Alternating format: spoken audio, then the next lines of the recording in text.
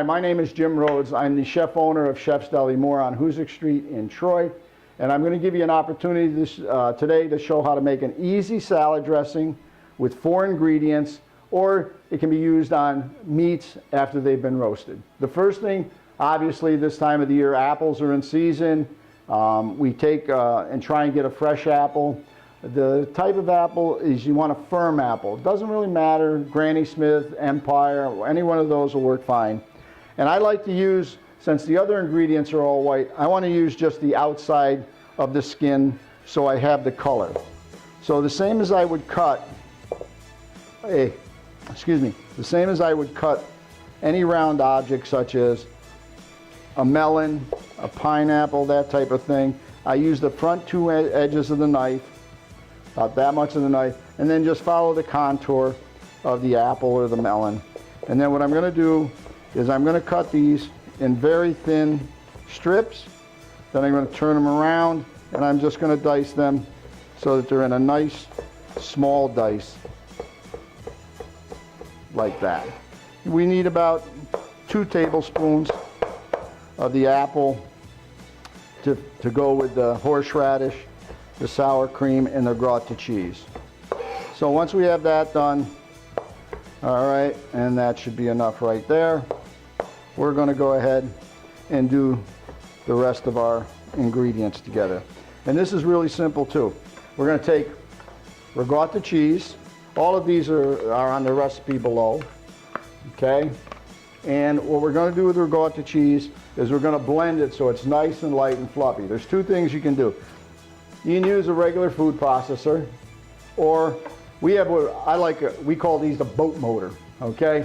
However, an immersion blender works real well, and this one is got 2 speeds on it. So I always start on the lower speed. Then we go to a little higher speed just to blend it together. As you can see, it really hasn't done much to the ricotta, but what it has done, it's broken it up and it's made it a little softer. So what we're going to do now is we're going to take our next ingredient, which is fresh grated horseradish. If you can't get fresh grated, or you don't want to have your eyes burn and your house smell of horseradish, buy it processed already, and make sure there's no processing or preservatives added to it. Just kind of go to a fruit store or a farmer's market, something like that, and just get plain horseradish by itself. The moisture itself is the moisture that's in the horseradish, and nothing's been added. We had a horseradish, we had a nice plain yogurt, okay? And what we're going to do now is all we're going to do is blend this together, okay? Again, we're just going to blend it.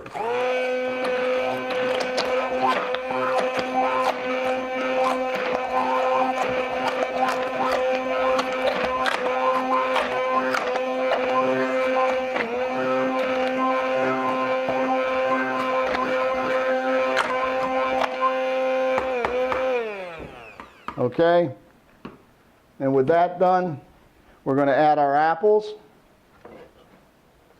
Oops, we lost everything.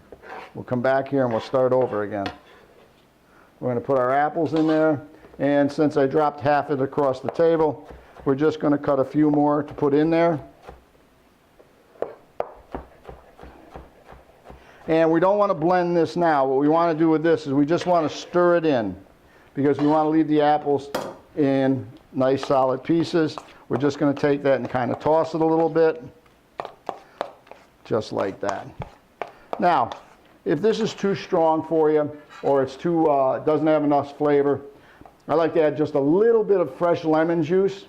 That will keep the apples nice and white, and it'll thin out the dressing a little bit. But there it is, nice on salads, nice dollop on a salad, or nice dollop on the side of a roasted meat. Will give you a lot of nice, sweet, sour heat to the sauce, and it'll be very tasty.